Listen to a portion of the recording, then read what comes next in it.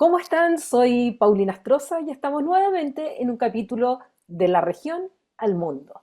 Este programa de análisis internacional que podemos realizar gracias a la Cátedra Jean Monnet de la Unión Europea y también a través del Centro de Estudios Europeos de la Universidad de Concepción. Hoy día vamos a conversar de política. Y qué mejor que con Noam Titelman, con quien hace poco nos conocimos personalmente en un seminario justamente de ciencia política y que hoy día ya hemos concretado el poder conversar un poco de lo que está pasando en el mundo, de lo que está pasando en Chile y también de lo que está pasando en el país y ciudad donde vive, ya que él es hoy día investigador del Observatorio de Polarización de Sciences Po en Francia, en París, Francia. ¿Cómo estás, Noam? Muy bien, muy contento de poder conversar contigo. Efectivamente, te seguí obviamente en las cosas que has escrito y todo lo demás, así que estoy seguro que vamos a tener mucho tema para conversar. Sí, eso ya sabes que es mutuo y ya te había hecho saber también que compartía bastante de lo que escribías y de lo que opinabas en otros medios que no es de la región al mundo. Así que yo feliz de que por primera vez estés aquí con nosotros. No, uno de los temas que en común tenemos ambos es el estudio de lo que está pasando en política tanto a nivel internacional como regional y local. Y un poco también de fenómenos que se han ido intensificando o que se han ido debilitando, dependiendo de lo que queramos analizar. Y uno de ellos es la polarización. Tú estás en un observatorio de polarización política, eh, o yo, por mi parte, hablo más de radicalización en algún sentido, porque polos, siempre hay polos, sean bipolar, multipolar, pero sí que se están viviendo ciertas características hoy día que no se observaban con tanta intensidad antes. En ese sentido, ¿cuál es tu diagnóstico hoy día? En general, primero veamos lo global de cómo se están moviendo las fuerzas políticas en estos últimos, ¿qué digamos?, 10 años, por tomar un referente. Mm, sí. No, yo creo que lo primero es entrar a discutir qué entendemos cuando hablamos de polarización. Hay muchos debates sobre exactamente cómo definirla, pero efectivamente en general se piensa polarización en dos polos. Y en ese sentido, históricamente uno se imaginaba, por ejemplo, un polo de izquierda, un polo de derecha, un polo liberal, un polo conservador, pero también uno puede imaginarse en políticas públicas muy concretas, más Estado, más mercado, en salud, en fin, en todas las distintas posiciones uno puede imaginarse dos polaridades, digamos. En un Y sentido la idea binario, es digamos. en un sentido binario, exactamente. Y la polarización sería cuando la población se ve enfrentada a este espectro, digamos, que tiene dos polaridades y se concentra en los extremos. En ese sentido, por eso puede estar ligado a radicalización también. Y de alguna manera, la contracara de eso es que hay un vaciamiento del centro. Eso también es uno de los síntomas, digamos, de la polarización. Eso es interesante pensar si es que eh, en los últimos años en verdad hemos vivido procesos de polarización en ese sentido, porque yo más bien diría que vivíamos en una época mucho más polarizada cuando estábamos en medio de la Guerra Fría, por ejemplo. Ahí uno podría pensar en dos polos claramente establecidos, capitalista, comunista, habían dos visiones de mundo muy distintas, en fin. Y yo creo que si uno piensa la polarización en ese sentido, en el sentido más tradicional, quizás de izquierda a derecha, o de ideología o de política pública, en realidad no es tan evidente que estamos más polarizados de lo que habíamos estado pensando en el largo plazo, históricamente. Evidentemente uno puede mirar la encuesta y van variando de semana a semana incluso. Pero hay otro tipo de polarización que parece que ha ido tomando cada vez más fuerza, porque una de las cosas que muchos estudiosos encuentran en repetidas ocasiones en distintos países, pero yo diría que también en distintos momentos, es que cuando pensamos la polarización en términos ideológicos o en términos de políticas públicas, en general no encontramos que las élites están más polarizadas que la mayoría de la ciudadanía. Y uno lo ve también en Chile, pero en todo el mundo. Cuando las personas preguntan en una escala del 1 al 10, ¿usted dónde se posiciona? Si uno es de izquierda y es de derecha, en general uno encuentra más polarización en esa medición en las élites que en la ciudadanía. Y yo diría que durante mucho tiempo, los 90 incluso los 2000, eh, uno leía en el mundo de la ciencia política y se hablaba de que uno de los grandes desafíos, por ejemplo, había mucha literatura en Estados Unidos sobre esto, era que las élites estaban más polarizadas que la ciudadanía y eso hacía que representaran más mal a la ciudadanía y que en el fondo la mayoría de la ciudadanía lo que querían era que los líderes se pusieran de acuerdo, ¿no? Republicanos y demócratas en el caso de Estados Unidos. Em, y eso, entonces en realidad el problema era las élites, las personas en su casa no estaban polarizadas. Y yo creo que pasaron varias cosas que empezaron a sacudir esa definición. Por un lado, hay unas discusiones más académicas de empezar a preguntarse si realmente esa es la única forma de polarización. Yo creo que un hito, hubo una serie de académicos que empezaron a decir, mira, en realidad parece, primero, efectivamente, cuando uno, ya hay una bastante antigua literatura de la época de Campbell, el lector americano de los años 60, que muestra que efectivamente la ciudadanía en general no funciona de manera ideológica y más que tener un gran principio por el que ordene toda su vida, o sea, no sé, cuando va tomando sus decisiones cotidianas, se pregunta, ¿esto es una decisión de izquierda o de derecha? Muy poca gente vive así, ¿no? Eh, y efectivamente las élites son las que ordenan su actuar de manera más ideológica. Las personas más bien pareciera que siguieran ciertos principios, pero que tuvieran una visión, una forma de funcionar más idiosincrática.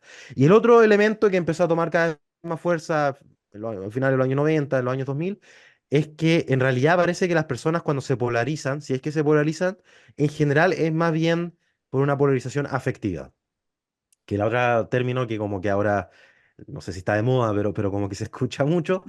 eh, y la idea es que más que pensar en este espectro en que hay un eje, ¿no? Del 1 al 10 donde uno se ubica, la polarización afectiva tiene mucho más que ver con las identidades, en las que básicamente dos grupos humanos empiezan a ver cada vez con ojos más positivos a los que están dentro de su grupo y con ojos más negativos a los que están fuera de ese grupo.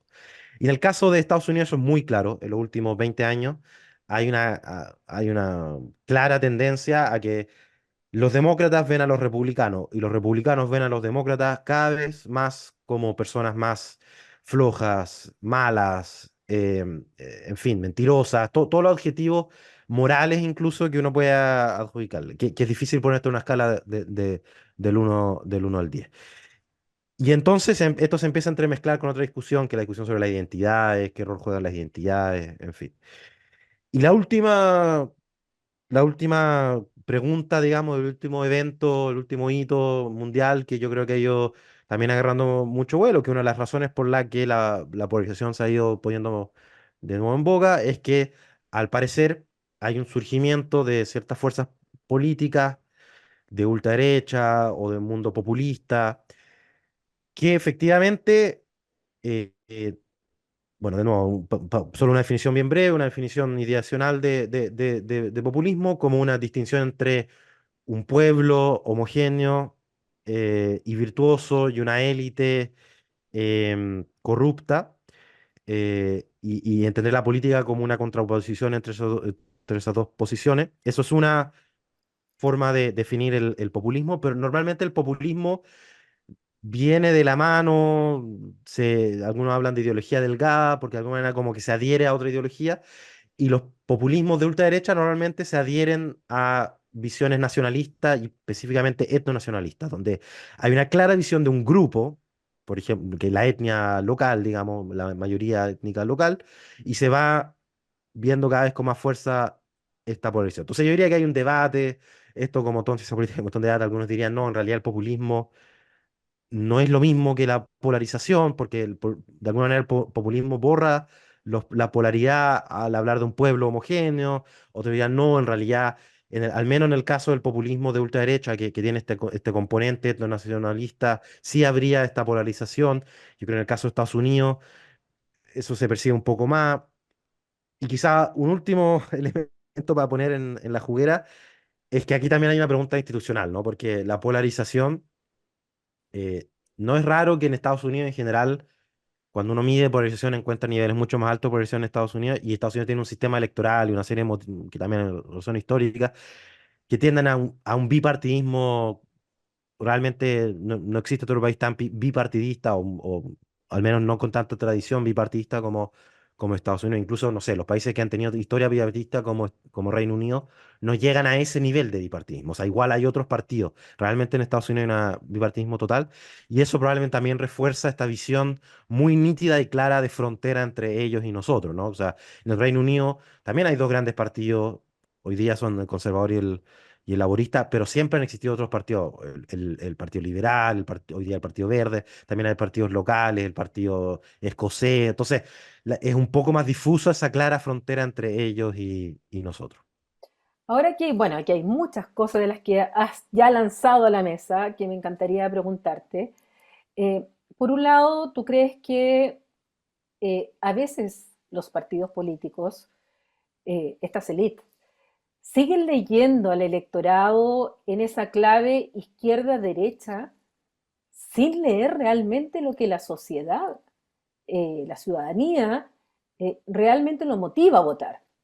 O sea, como que están leyendo, me da la impresión que están leyendo a la ciudadanía con el espejo retrovisor, como era antes. Y es justamente ese que después quedan descolocados cuando le llegan los resultados y aparecen las sorpresas. Que ganó X, que ganó allá, que por qué, tal o cual outsider, verdadero o no, porque sabemos que también hay algunos outsiders que se presentan como outsiders, pero en realidad siempre han estado en la política, pero por lo menos se presentan como fuera de esos partidos tradicionales, de izquierda a derecha, que uno podría decir, o identificar en cada país. Entonces, por un lado, ¿cuánto de ese clivaje derecha-izquierda sigue siendo demasiado sobrevalorado por los partidos políticos al momento de hacer la lectura de la ciudadanía, por un lado, en las campañas políticas y segundo, en los programas de gobierno? ¿Qué crees tú? Sí. A ver, yo primero hay realidades muy distintas en el mundo con respecto a la identificación eje izquierda-derecha. Mm, En algunos países este tema es mucho más evidente. O sea, en Chile, por ejemplo, hablamos mucho de izquierda-derecha. En Estados Unidos se habla de izquierda-derecha, pero en general hay mucho dentro más de la otros términos derecha. que, claro, o se habla de conservadores y liberales, que liberal en Estados Unidos significa otra cosa, y en fin. Entonces hay algo también de las culturas nacionales, de cuánto pesa al final son nombres, etiquetas que le ponemos a cosmovisiones muy complejas y distintas. Y hay otra pregunta que es la pregunta identitaria, o sea, cuánto la gente se identifica con estas etiquetas. Y, Mm, y ahí efectivamente parece que había una tendencia, por un lado, hay un fenómeno que se viene estudiando hace mucho y está muy ligado a a la caída de la identidad partidaria. O sea, hay estudios que de hace ya unas cuantas décadas que muestran en el mundo de democracia más consolidada, hace por lo menos unos 20 años, o más 30 años, que hay un incremento de las personas que se identifican como independientes. Hay toda una discusión sobre qué significa cuando una persona se identifica como independiente. ¿Qué está diciendo cuando está diciendo que es independiente? Hay algunos que por un tiempo entendían eso como que las personas em, no se sentían afectivamente ligadas a ningún campo de la política y que de alguna manera se enfrentaban a la política como racionalmente, instrumentalmente. Yo diría, una fantasía, porque la política nunca ha sido solo eso, digamos, puede ser una parte, pero nunca es solo eso. Habían otros que decían, no, en realidad Independiente se ha vuelto una nueva identidad, otro nombre, con otra etiqueta, otra identidad. Y por último, había algunos que decían, sí, una identidad, pero una identidad particular, que una identidad sobre todo negativa, digamos, una identidad contra los partidos. Y una manera de ver esto en Chile, el CEP durante mucho tiempo, yo no sé por qué dejó de hacerlo, pero durante mucho tiempo preguntaba dos cosas distintas. Preguntaba a usted eh, en la escala del 1 al 10, dónde se ubica entre izquierda y derecha, si 1 es izquierda y 10 es derecha, o 0 es izquierda, 10 es derecha. Eh, y después preguntaba, bueno, ¿y usted se considera de izquierda, de centro izquierda, de centro derecha o de derecha? Y al principio los resultados eran bastante coherentes. O sea, la gente, más o menos el porcentaje, había un porcentaje parecido que se ponía, no sé, entre el 4 y el 6 y que decía que era de centro y así. Pero progresivamente lo que uno empieza a notar es que si bien la gente se sigue poniendo en algún lugar en el eje 1 o el 10, particularmente en el 5, en el medio, cada vez más esas personas que se ponen en el medio en uno del 10, después cuando uno les pregunta, bueno, ¿pero usted se identifica con el centro? Te decían no. ¿Y con dónde se identifica? Ninguna de las anteriores. Entonces, efectivamente, hay un fenómeno donde estas etiquetas más de ideología más globales empiezan a perder la fuerza que tenían en un momento. Y yo creo que es cierto que la política también empieza a veces a crujir y encuentra cierta dificultad para enganchar. Y ahí una de las preguntas interesantes que empieza a ver, porque hay un fenómeno previo, que es que eh, en los años 90 hay un proceso centrípeta donde hay como una especie, bueno, esto es una discusión, pero hay una especie de consenso de tercera vía donde empiezan a aparecerse cada vez más los partidos de centro izquierda y centro derecha. Y, y hay toda una lectura que dice, normalmente cuando pensamos en polarización solo pensamos en sus aspectos negativos, pero quizás como todo en la vida hay un justo medio, ¿no? Entonces, quizás necesitamos un cierto nivel de polaridad, digamos. O sea, no funciona la democracia cuando los ciudadanos perciben que en fondo todas las alternativas son lo mismo, ¿no? Tienen que sentirse que hay algo en juego al momento de elecciones, pero al mismo tiempo tiene que sentirse que no todo está en juego, o sea, que hay ciertos consensos básicos que se respetan. Entonces, ese es como ese punto medio de algo de polarización, pero no un exceso de polarización. Y, y lo otro que me parece interesante, y el caso francés interesante también como un caso de estudio, porque en Francia una de las cosas que ocurrió con la llegada de Macron es que Macron de alguna manera destruye lo que había sido hasta ese momento el sistema de partido, que tenía una centro izquierda con el Partido Socialista y una centro derecha con el Partido Republicano, que tuvo otros nombres en su momento, pero era el esquema de partido. Y básicamente llega y muy exitosamente implementa su partido eh, de, mm, de, bueno, él dice que en vez de decir que no es de izquierda ni derecha, dice que es de izquierda y de derecha.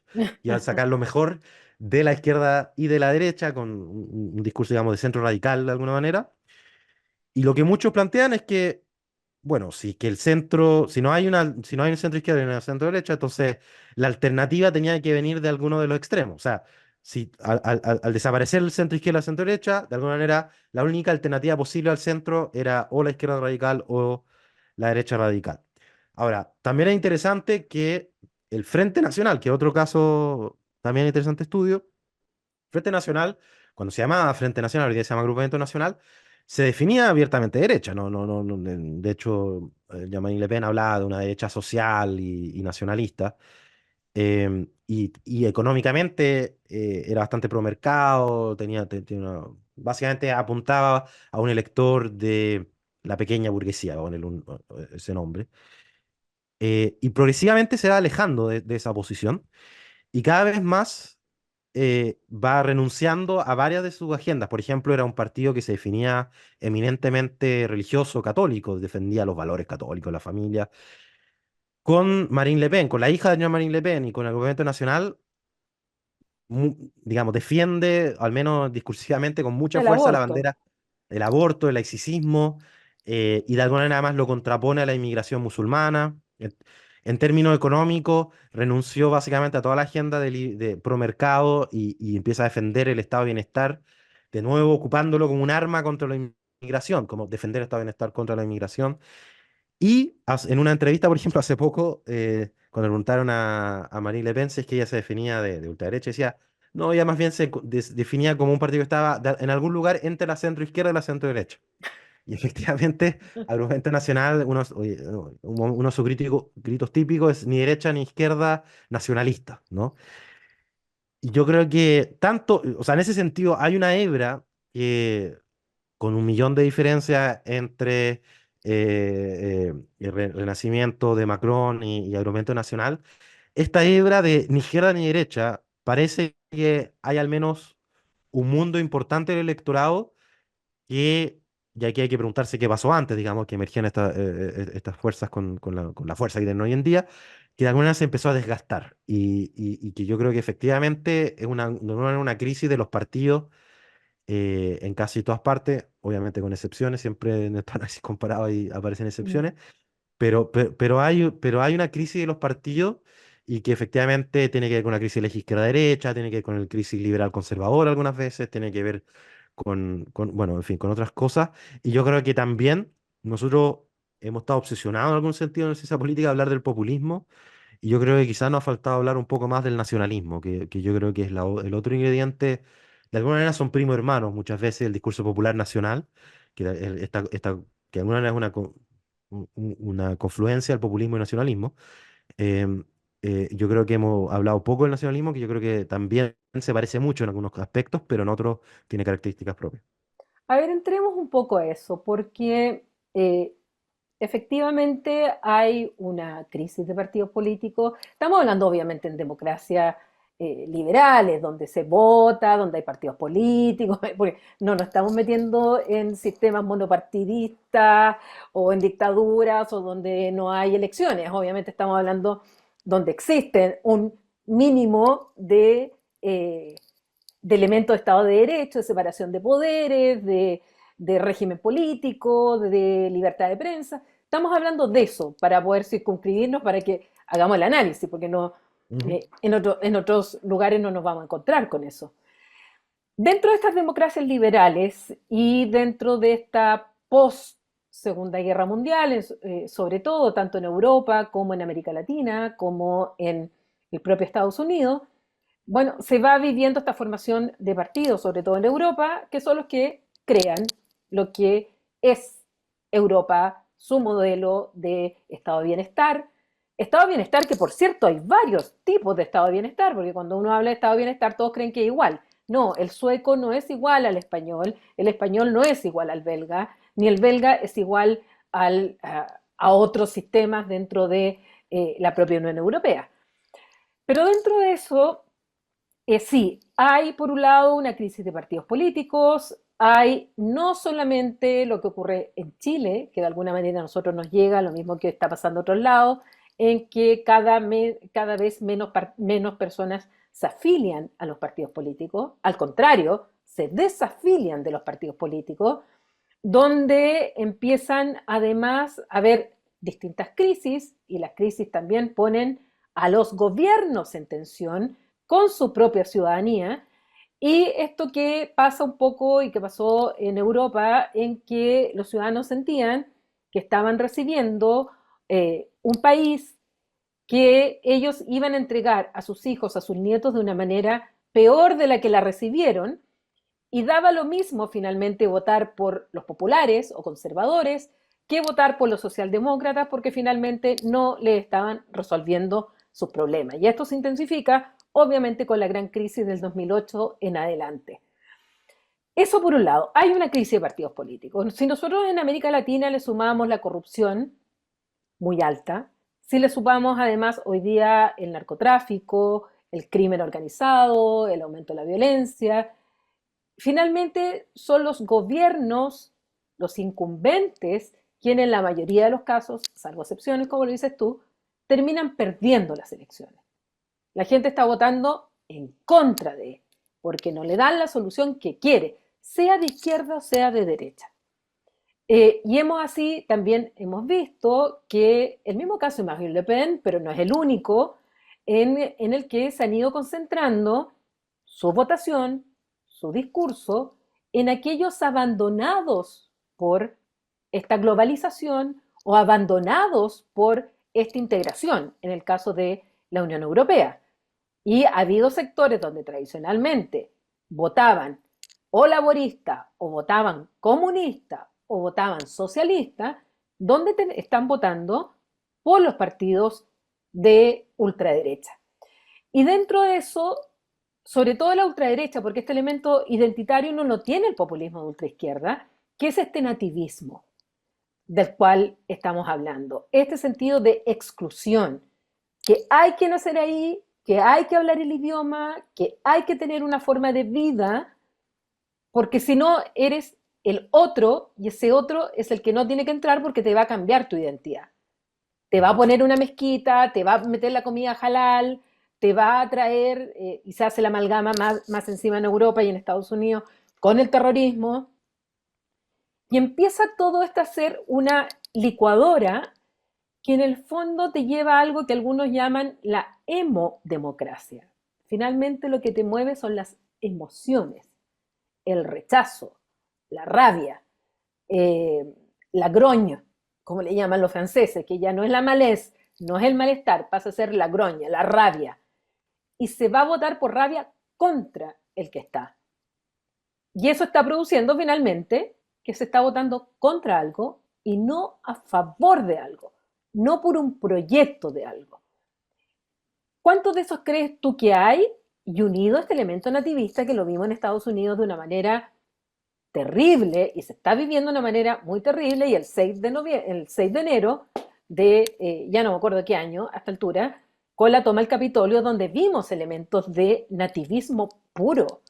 O sea, un rechazo hoy día directamente en frases de algunos republicanos, más trampistas que republicanos, la verdad, donde rechazan a quien sea de color, que Trump dice no puede ganar una mujer, no puede ganar una afroamericana o afrojamaiquina en realidad, eh, y donde ese elemento está jugando muy fuerte y con el elemento de los flujos migratorios lo están tomando en otras partes del mundo y están tomando este elemento y la gente, por rabia, por desconocimiento, por amalgamas fáciles que se hacen a través de frases cortas, porque no hay que leer mucho, basta una frase que te toca la fibra y esa persona vota. ¿Cuánto de eso tú estás de acuerdo o no estás de acuerdo con lo que estoy planteando? Sí, yo creo que estamos entrando en un tema, a mí no me gusta este término porque está un poco manoseado, que es crisis de la democracia, porque está un poco sobre ocupado. Sí. Pero hay una pregunta interesante que es que parece ser que en varias sociedades donde había democracia muy consolidada y parecía que, eh, eh, bueno, algunos creían que una vez que se llegaba a una democracia tan consolidada era muy difícil retroceder, y sin embargo no ha habido proceso de retroceso democrático. Y me estaba acordando, hace poco leía una novela que se llama El Mago del Kremlin, que se trata de un poco de la historia de Putin, y hay un diálogo ficticio de un asesor de Putin con Kasparov, el campeón mundial de ajedrez, que es un activista contra Putin Muy también. crítico en redes sociales, uno lo puede Así- seguir. y en este diálogo empiezan a hablar sobre el modelo ruso de democracia soberana, así le llamaba. Y Kasparov decía, no, yo entiendo muy bien el modelo de democracia soberana ruso, lo entiendo en comparación al ajedrez. En el ajedrez las reglas son siempre las mismas, pero cambia el ganador. Y en la democracia soberana las reglas cambian, pero siempre gana el mismo. A propósito también de lo que acaba de pasar en Venezuela y en otros lugares.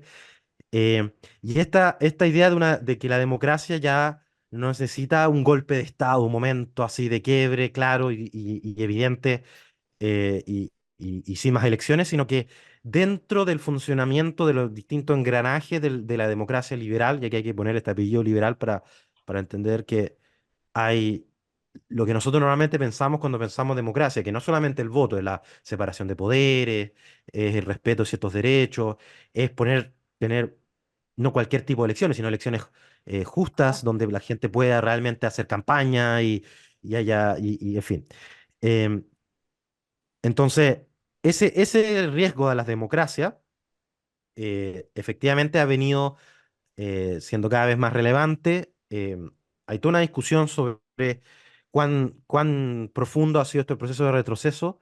Una de las cosas que ha ido pasando en la última década es que tenemos cada vez menos dictaduras cerradas, digamos, dictaduras puras y duras como las conocíamos antiguamente, y muchas de esas dictaduras han ido transitando a dictaduras competitivas o democracias que han ido decayendo, digamos, en democracias electorales, democracias liberales, como el caso de Hungría, o derechamente dictaduras competitivas como Rusia o como, no, Rusia ni siquiera, yo creo que Rusia a esta altura uno podría hablar de dictadura cerrada, pero, o Venezuela quizá. Pero tienen Y ahí al Partido Comunista tolerado como oposición en claro, caso ruso, o sea, sí, es ya verdad. dale su elemento de competitividad dentro de la dictadura. No los matan a To- todos.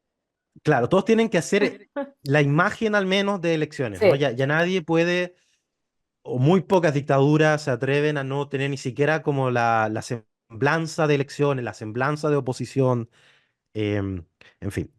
Y eso efectivamente uno de los fenómenos que hemos visto es que la ultraderecha, sobre todo apelando a esta tecla nacionalista y a un tipo de nacionalismo, yo creo que esa también es una pregunta interesante.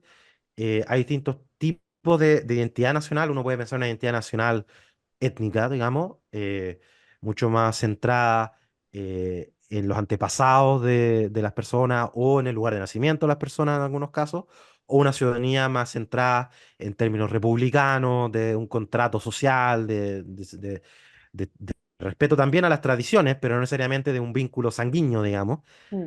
Em, yo creo que hay también sociedades donde esas cosas se vienen más naturalmente. O sea, en Estados Unidos, pese a lo que ha pasado en el último tiempo, hay una tradición, ¿no? De toda esta idea del sueño americano, de los inmigrantes. Es un país que, de alguna manera, todo el mundo es inmigrante o tiene al menos antepasados inmigrantes. Entonces, eh, más allá de que algunos lo nieguen y tratan de ver de presentarse como una identidad étnica, en realidad es bien absurda esa identidad en el contexto general del continente americano, diría en O sea, general. partamos de la base que la Estatua de la Libertad va de París. Claro. Y la verdadera está Y en París, y después se hizo la otra.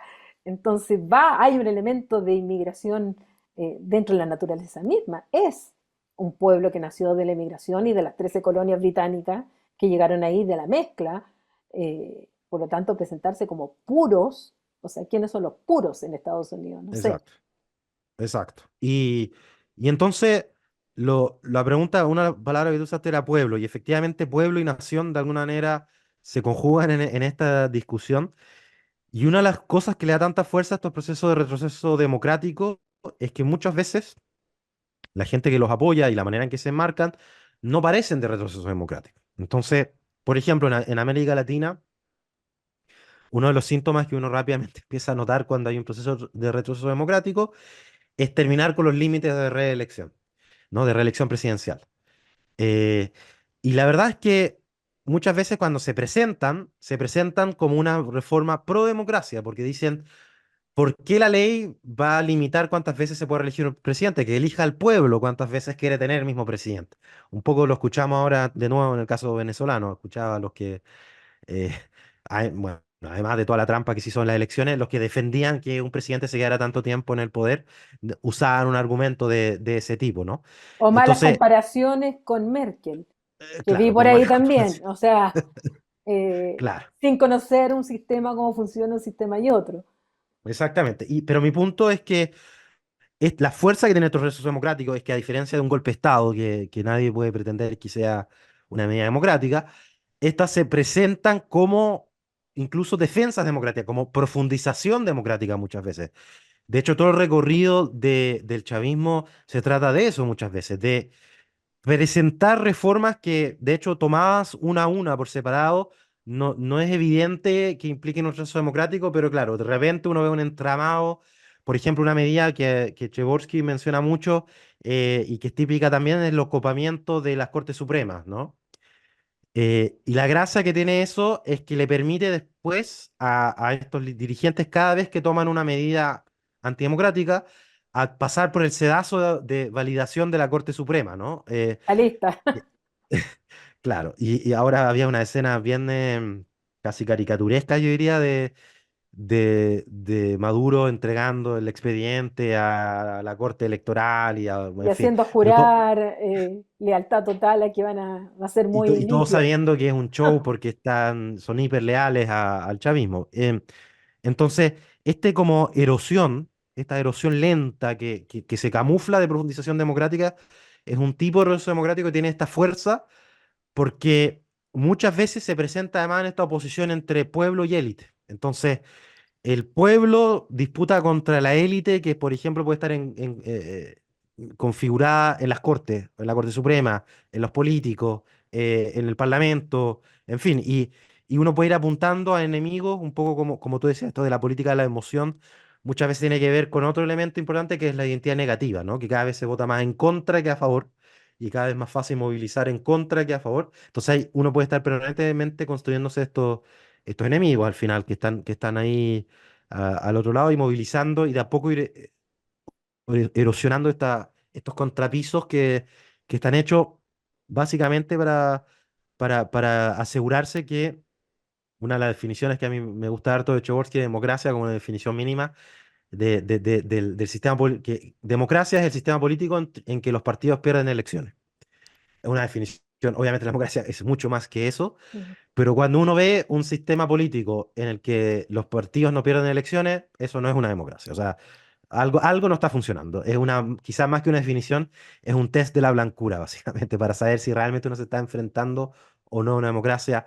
Porque pueden haber miles de cosas y uno puede empezar a discutir porque obviamente, como tú decías, no todos los estados de bienestar son iguales, no todas las democracias son iguales, hay regímenes distintos, hay estructuras, hay más participativas, menos participativas, con elecciones intermedias, hay distintas relaciones por el judicial y legislativo y ejecutivo, todo lo que uno quiera. Pero si los partidos no pierden las elecciones, eso no es una democracia. Y yo creo que eso es lo que va ocurriendo en estos sistemas en el que se van enclaustrando y básicamente los retrocesos democráticos son retrocesos democráticos, al menos en esta definición, porque van erosionando los cortapisos que tienen, los cortafuegos que tienen las democracias liberales de dos tipos. Pueden ser cortapisos eh, verticales o horizontales. Entonces, básicamente son contrapisos que o previenen que el mismo presidente o el mismo poder se mantenga en el tiempo indefinidamente, o previenen que llegando en el poder pueda hacer todo lo que quiera, ¿no? Que no haya límite al poder. O sea, o limita el periodo de tiempo que puede estar la misma fuerza política en el poder, o limita las cosas que puede hacer en el poder para no sobrepasar, por ejemplo, a las minorías. Y yo creo que esto es complicado, esto es mucho más complicado de lo que a veces en la ciencia política reconocemos, porque yo estoy seguro que si uno le pregunta a la mayoría de las personas para ellos qué es democracia, van a decir que democracia es el gobierno de las mayorías. Y la idea de que no siempre, porque la mayoría lo prefiera, eso es democrático, es algo que yo creo que es muy difícil de argumentar. Bueno, lo vimos en varios debates en Chile en distintos momentos, pero yo imagino en el caso en el que alguien dijera, bueno, hagamos un plebiscito, ¿y qué ocurre si es que el 80% de los chilenos dicen no, no queremos más tribunales independientes?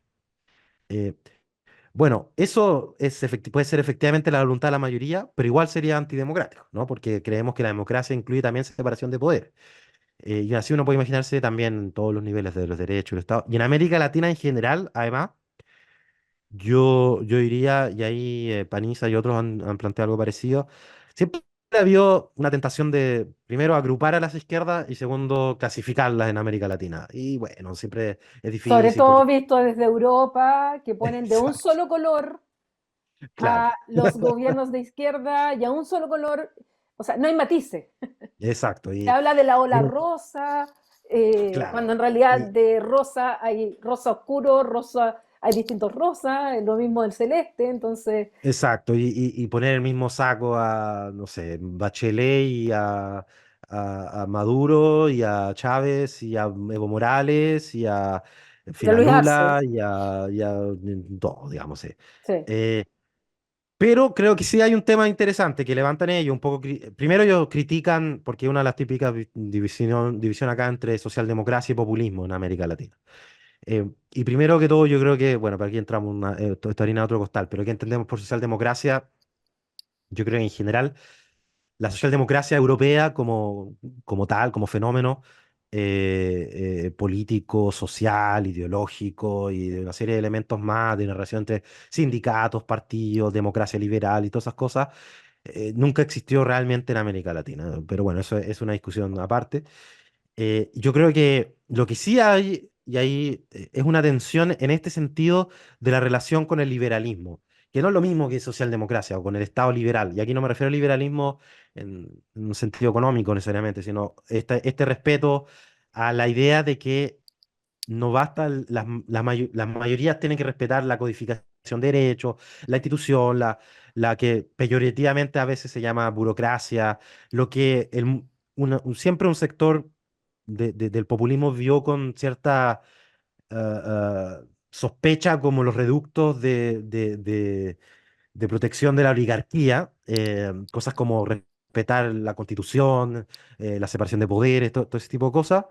Y la otra fuerza política, esto es una división sobre todo dentro de la izquierda, es que más allá de un montón de otras distinciones y diferencias, respetaban esas posiciones. Y ahí uno creo que tiene una explicación mucho más clara de las distintas izquierdas en distintos países en América Latina. Algunas de estas más radicales y otras más moderadas, así que, porque realmente uno puede pensar en ciertos populismos moderados en América Latina y que en Brasil, bueno, en fin, moderados en el sentido de que no eran revolucionarios económicamente, digamos, Mm, o viceversa. Uno puede pensar, en el caso en Chile, en Allende, yo creo que justamente un ejemplo de alguien que respetaba de alguna manera la institucionalidad, pero al mismo tiempo tiene un programa mucho más radical. Entonces, ahí uno se da cuenta que esto no es una discusión sobre radicalidad o moderación necesariamente, sino es un punto, no diría que tangencial, pero no es lo mismo, digamos. Rima, pero no es lo mismo, para ponerlo en ese sentido. Ahora tú planteabas en términos generales, bueno, por un lado, lo que esta idea de, dentro del concepto de populismo, como lo entendemos aquellos que no hemos metido en el tema, no en el concepto de populismo del demagogo irresponsable y Sí, todo, porque al final es insulto de que tú eres populista porque quieres proponer no sé qué, cuando a veces confunden sí, popular con populismo, u otras veces irresponsable en cuanto a la gestión de las finanzas, estás prometiendo cosas que en realidad no vas a poder cumplir, que es muy distinto al concepto de populismo al cual estamos hablando nosotros. O sea, populismo sí, aquí es esa tensión en la cual en la sociedad, por un lado está el pueblo virtuoso con esta élite corrupta y entran en tensión. Y dentro de esa élite corrupta, bueno, va a depender de qué país, de qué sector está, es esa élite corrupta, que pueden ser, como tú decías, sí, los partidos tradicionales, los medios de comunicación, pueden ser nosotros mismos los académicos, cuántas veces en el Reino Unido, cuántas veces dijeron, sí, bueno, basta de técnicos, dejen a la ciudadanía, dijo Michael Gove en un momento cuando se le dijo, esto va a pasar si viene el Brexit, esto dicen premios Nobel, esto dice el rector de universidad, esto dice el propio informe del Tesoro de Inglaterra, esto dice el Fondo Monetario. No, basta de técnicos, la ciudadanía está harta, déjenla a la ciudadanía. Entonces, dentro de esa elite corrupta, la verdad es que podemos meter a cualquiera, la sí, casta, los banqueros, y por otro lado, dentro de ese pueblo virtuoso, también es bastante abstracto. ¿Cuál es el pueblo virtuoso? Algunos dicen la calle, el estallido social, los que estaban en la calle. El estallido social, habían demandas que eran absolutamente contradictorias entre uno y otros. O sea, no se podrían sí, haber hecho todas las cosas de lo que la gente estaba viendo en la calle, porque unos querían no más tag, otros querían una agenda ambientalista y otros querían otra cosa. Entonces, también son bastante abstractos, pero dentro de esto, bueno, Cas Mood y Cristóbal Rovira, que hablan mucho de esta idea, de esta ideacional, este populismo ideacional, frente a lo otro que tú has mencionado, por la parte de mayor democratización dentro de la idea de populismo, donde está la belga Chantal Mouffe, junto a su marido Ernesto Laclau, donde tiene esta misma idea de el enfrentamiento élite-pueblo, pero plantean que esto es bueno porque esto va a traer más democracia y por lo tanto hay que recurrir más al asambleísmo, más a los instrumentos de democracia directa. Entonces, al final el mismo Cristóbal Rovira una vez me decía en una entrevista, sabes que al final no hay grandes diferencias en el fondo de lo que entendemos y el diagnóstico. O sea, al final a veces somos, me decía un poco en broma, los académicos los que buscamos las diferencias para poder tener algo de qué hablar. pero que no Obvio, había, mucho más entretenido. sí, no había gran diferencia, por lo menos en el diagnóstico. Pero Sí. por un lado encontramos la idea de Chantal Mouffe, sobre todo, y en esto Laclau, que ha prendido muy fuerte, sobre todo en América Latina y aquí mismo en Chile, por esta mayor democratización, buscar más democracia y sobre todo utilizar los referéndums, que es lo que usó Chávez, es lo que han utilizado otros. Entonces, mi pregunta es, bueno, y eso se dice también que es más inclusivo que este otro populismo de derecha o de ultraderecha que es exclusivo, porque excluye al otro. Acá, de hecho, el tema inmigración es un tema. Ujú. Ahora, ¿qué pasa cuando se sobre lee o se sobredimensionan causas que son independientes y se estiman como la voluntad general? Y lo estoy diciendo particularmente en lo que ocurrió en nuestro proceso constituyente, tanto en el primero como en el segundo. Porque uno fue respuesta del primero. Y al final la mayoría de los chilenos dijeron que no a las dos propuestas. ¿Cuánto también hubo de eso? Porque en el primero fue esto como la respuesta al estallido social y vinieron muchas causas juntas donde se levantaron muchos independientes, como tú decías, y donde los partidos tradicionales quedaron reducidos a su mínima expresión. Y luego viene todo lo que pasa, viene según en la segunda convención constituyente, donde el Partido Republicano, sobre todo en el tema de la seguridad, que es uno de los temas junto con la inmigración, que toman, no solamente aquí en Chile, en el mundo entero, aquellos partidos más de ultraderecha, y donde la gente efectivamente se sentía que se está viviendo una crisis de seguridad, etcétera, y querían la seguridad que le estaban prometiendo otros, pero se fueron de rosca con los mil y tantas enmiendas que le introdujeron a la Constitución, que obviamente vino una mayoría y les dijo que no. ¿Qué pasa ahí? ¿Qué pasa con la Ujú. lectura ahí frente a dos proyectos totalmente distintos y que yo lo relaciono mucho con esto de un populismo más de Laclau, Mouffe y por otro lado un populismo más contra estas élites, esta casta, por un lado y por el otro lado la seguridad, que tenemos que tener esto de mano dura y no importa que incluso se establecía la conciencia, la prohibición, no, ¿cómo era que se llamaba? Lo de la objeción de conciencia en un primer momento, que traía unas consecuencias nefastas. Bueno, y finalmente parece que la ciudadanía terminó siendo más moderada y más racional que todos los constituyentes juntos, tanto los 155 primero y los 50 y tantos después, ¿o no? Bueno, muchísimos temas. Quiero partir con la pregunta sobre el populismo y cómo entendemos populismo. Eh, Solo le agrego otra, pero la sopa más. En Estados Unidos, populismo significa además otra cosa, porque tiene una Sí, tradición de un partido populista agrario que básicamente hoy día llaman populista al cuadrante progresista en los temas económicos y conservador en los temas valóricos. Eh, Putin. y bueno, sí, aunque bueno, Putin es, yo diría que es más incluso, yo diría ya es dictatorial en los temas. Pero bueno, eh, y yo creo que Estados Unidos además es el único país a esta altura, no conozco en todos los países, pero al menos en todos los países que yo he conocido, donde populismo no es un insulto. Ser populista no... De hecho, hay una conferencia de prensa fantástica si uno quiere hacer un curso sobre populismo, donde está Obama con Peña Nieto, y Obama está a punto de terminar su mandato y se vienen las elecciones, y se sabe que viene Trump.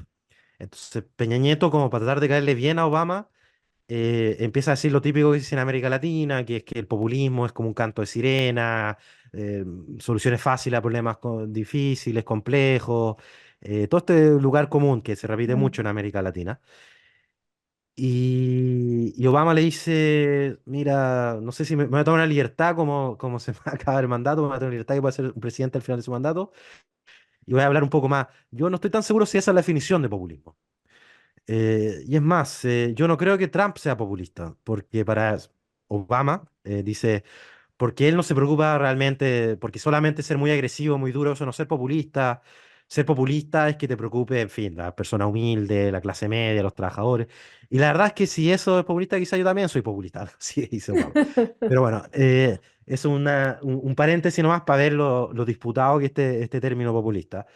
Em, y sobre MUF, a ver, yo creo que lo que me parece más interesante rescatar de los análisis de MUF y Laclau en alguna medida también es la crítica que le hacen en los 90 al centro radical, donde básicamente dicen, la democracia no puede ser puro consenso, tiene que haber algo en disputa, no puede ser que todo el mundo esté de acuerdo en todo y los que estén en desacuerdo son unos tontos irracionales y lo que hay que hacer es administrar las cosas, esta idea de que no existen economía de izquierda-derecha, solo existe buena o mala economía, no, no puede ser, o sea, las sociedades tienen conflictos, tienen diferencias y si la política no los representa, se van a terminar representando por otro lado.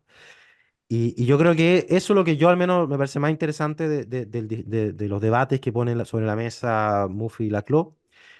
Y después Muff, además dice, bueno, y entra a discutir como en esta tensión entre democracia y liberalismo. En el fondo ella dice, democracia es la parte más confrontacional y habla de esta idea de una lucha agonística, qué sé yo.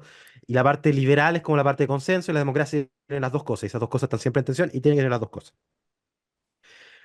Pero después, más recientemente, hace unos, bueno, ya no tan recientemente, hace unos 10 15 años, empieza a decir que ante la emergencia del populismo de derecha, en el fondo la centroizquierda y la centroderecha habían fracasado y no iban a poder enfrentarse al populismo de derecha, y que lo únicos que iban a poner parar al populismo de derecha y hacer el populismo de izquierda. Entonces, hace algo que yo creo que es muy rescatable cuando un cientista político o un filósofo político o un teórico político en el fondo se la juega con una tesis política concreta. O sea, dice, aquí alguien va a ganar, alguien va a perder.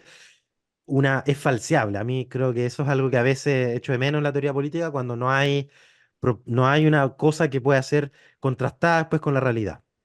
Y acá se la jugó y se equivocó. O sea, yo creo que ese es el punto central, o sea, el populismo de izquierda electoralmente, más allá del juicio de valor que uno le quiera hacer al populismo de izquierda, ha sido un fracaso electoralmente, ¿no? En todos los lugares, o no ha ganado las elecciones, o una vez que ha ganado, ha terminado siendo menos populista o menos de izquierda, digamos. Y realmente no hay ejemplos. Y en algunos casos, yo decir que MUF, por ejemplo, cuando Corbyn le iba bien, decía, ahí está el populismo de izquierda. Y cuando le fue mal, dijo, no, es que no fue populismo de izquierda. Y así, bueno, uno siempre puede un poco ir explicando las situaciones, pero yo creo que la realidad es que el populismo de izquierda, y ahí se abre una pregunta interesante, ¿por qué, salvo excepciones que básicamente son los populismos que de izquierda antes del auge del populismo de derecha, los populismos de izquierda que empezaron, digamos, en la llamada ola rosada, eso se ha mantenido, y yo diría que en algunos casos se ha mantenido también porque han terminado rompiendo la institución de la democracia, que es el caso del chavismo. Pero los populismos de izquierda que emergieron después de la crisis del 2008, los populismos de izquierda de los que MUF proponía como solución, como respuesta a los populismos de derecha, al menos hasta ahora, objetivamente, electoralmente, han fracasado. Y yo creo que es una pregunta interesante para pensando en Chile, para las fuerzas políticas, para lo que pasó en el proceso constituyente, porque yo creo que efectivamente había fuerzas políticas, yo creo la lista del pueblo, por ejemplo, yo creo que uno puede hacer una conexión, y yo de hecho lo dije en algunas columnas, lo dije en el libro que hablaba sobre el Frente Amplio, y decía, de alguna manera, si uno tuviera que decir, tanto el Frente Amplio como la Lista del Pueblo eran dos expresiones de una nueva izquierda, pero en este clivaje que yo decía antes, en su relación, al menos el último Frente Amplio, porque la verdad que han habido varios Frente Amplios, pero el último Frente Amplio, eh, yo creo que uno puede ver ahí una posición que podrá tener muchos matices en otros temas, pero en el tema de respeto a la institucionalidad, en una visión pluralista de la sociedad, porque ese es el otro punto que tú decías antes, ¿no? Que el populismo tiene una visión de pueblo, bueno, la lista del pueblo, no voy a ser más explícito en esto, ¿no? O El de la pueblo, gente. ¿no? O de la gente, claro, había una cosa bien englobadora, digamos. Y al revés, el Frente Amplio a veces lo que le pasaba era que era una cacofonía de 800 grupitos y visiones y todo, que tiene sus propios problemas, creo que también podemos entrar a discutir sobre eso, pero yo creo que efectivamente hubo una visión que, que esta lista del pueblo, yo creo que en algunos momentos fue bien relevante. Bueno, y después entrando ya sobre el populismo y sobre el proceso constituyente en sí, yo creo que hay un debate que nunca hemos logrado cuajar, que es exactamente por qué ganó el rechazo. El primero y el segundo. Pero voy a partir con el primero. Yo creo que hay dos visiones, que el rechazo en el primer proceso, hay una visión que dice, bueno, el proceso derivó en una propuesta de texto constituyente, de texto constitucional, que estaba a la izquierda de lo que quería la mayoría de los chilenos, y casi que uno puede así hacer la imagen de la curva de Gauss, que uno puede Sí. imaginar que está la mayoría de la gente en el centro y estaba a la izquierda, y no daban los números, ¿no? Yo creo que algo de eso hubo, de todas maneras. Em, pero yo creo que hay algo más, que es que tanto en el estallido, pero también yo creo en el votación, y aquí es súper importante porque siempre es difícil hacer análisis de la sociedad con los votos, porque no votan necesariamente las mismas personas. Y en el caso de primer proceso constituyente eso es clarísimo, porque en el primer plebiscito votó un grupo de la población muy distinto al que votó en el plebiscito de salida. Y hubo, Además era voluntario el voto. exacto, Y el entonces segundo obligatorio, ahí cambia. hubo unos 4 millones de nuevos Sí. votantes que no participaban en el primer voto. Y hay una serie de estudios que muestran que esos votantes son más conservadores o tradicionalistas en los temas societales, como aborto, inmigración, combate a la delincuencia, ese tipo de cosas. Digamos, todas las cosas que normalmente no pensamos cuando pensamos en la relación entre mercado-estado, derechos sociales, ese tipo de cosas. Son más tradicionalistas. En los temas como más económicos, más tradicionales, como salud, educación, pensiones, ese tipo de cosas, se parecen a los que votan y en algunos temas incluso pueden ser más estatistas, pero también son muchos más antipolíticas. Tienen mucho menos identificación en el eje izquierda-derecha. Ahí yo siempre pensé, cuando se discutía el voto obligatorio, había todo un mundo que por una serie de motivos argumentaba que el voto obligatorio iba a tender a un electorado más moderado. Y yo creo que eso es un error. Y no hay ninguna razón para creer eso. O sea, uno ve los países en América Latina, hay muchos países en América Latina con voto obligatorio y no es cierto. Lo que es cierto es que vota gente menos politizada. Pero quizás ahí volvemos al punto inicial Mm. de la discusión, que es que efectivamente vamos a encontrar menos gente que se define de ultra izquierda o ultra derecha en ese votante que se suman al padrón, pero no necesariamente gente que esté menos polarizada en términos afectivos, ¿no? O sea, no, y muchas veces además un voto puede ser más antipolítica, ¿no? Entonces ahí hay temas que se van confundiendo y bueno, y yo creo que hubo mucho de voto de rechazo. eh, o sea, hay gente que votó por la lista del pueblo y después votó rechazo. Y que, o sea, o que votó por independiente y después votó rechazo. Y de alguna manera sintió que la Convención Constituyente se había convertido en una nueva élite. Toda la discusión constituyente en un momento se sintió muy alejada de las preocupaciones de la ciudadanía. Y ya el segundo proceso partió con eso y más todavía. Se sintió como un proceso, no tuvo nada de...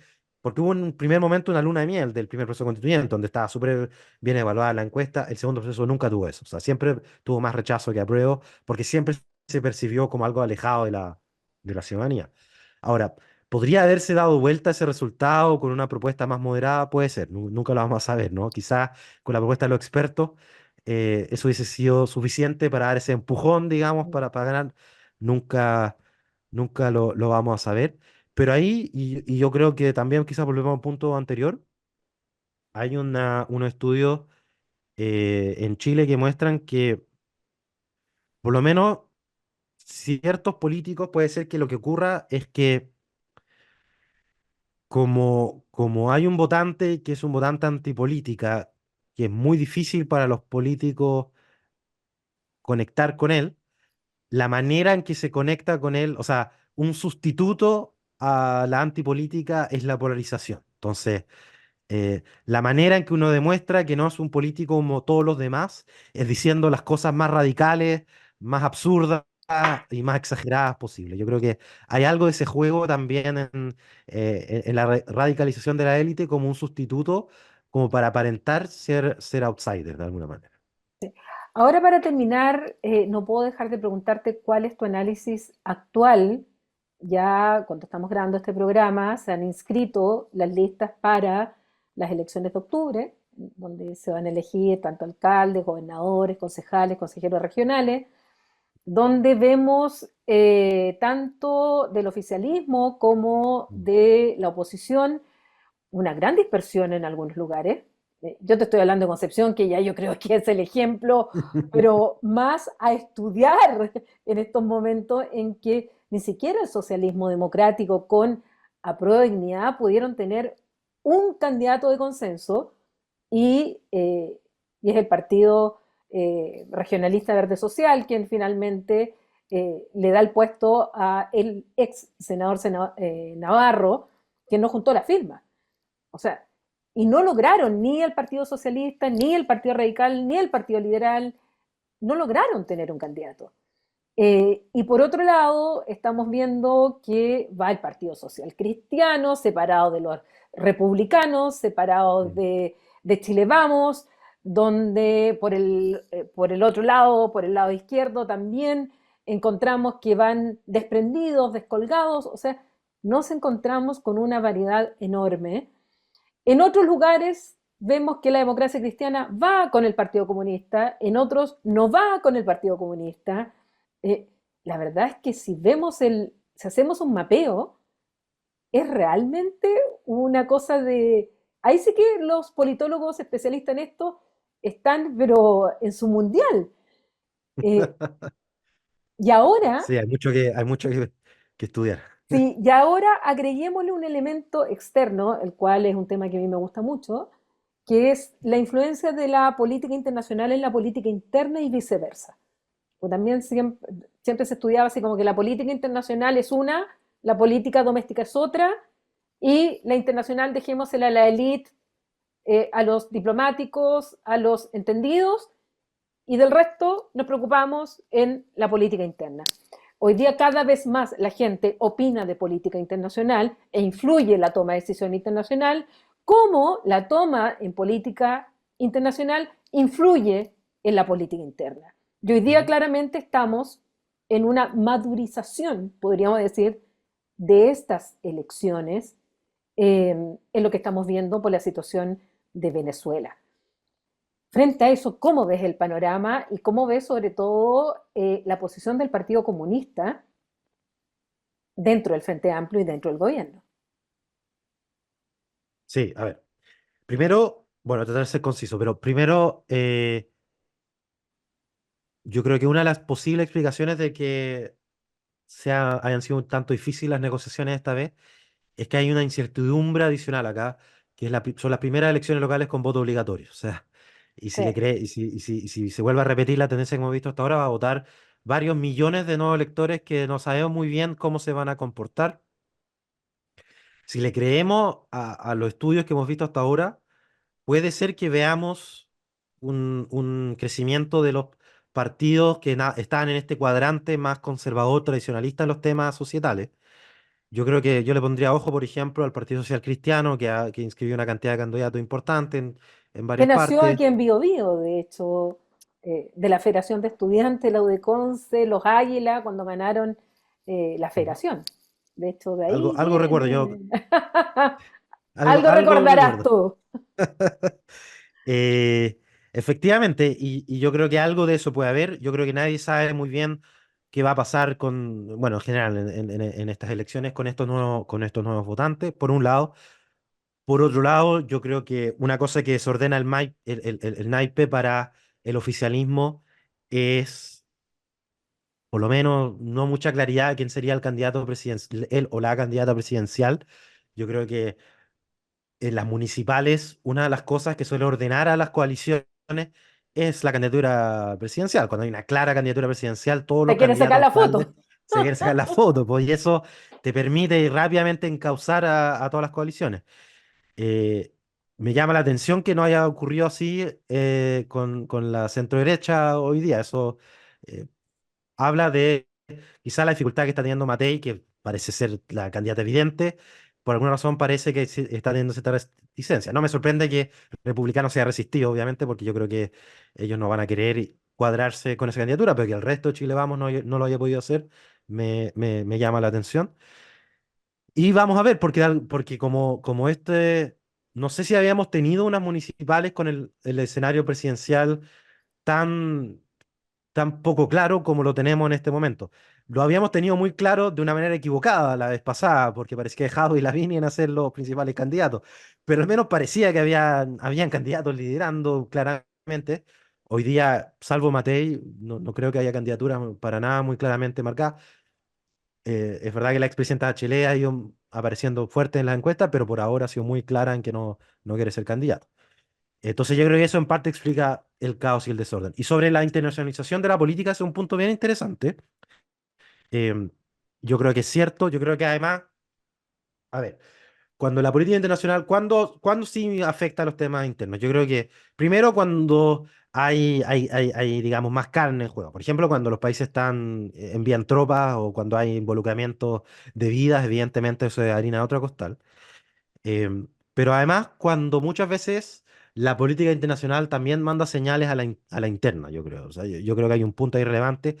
De hecho, Chilezuela ha sido un tema en la política nacional de varios países de América Latina hace mucho rato. Incluso antes de las olas Y en migratorias España, venezolanas, y en o España, España. Sí. Incluso antes de las olas migratorias venezolanas, ¿no? En la campaña de Piñera eso fue muy relevante en un momento.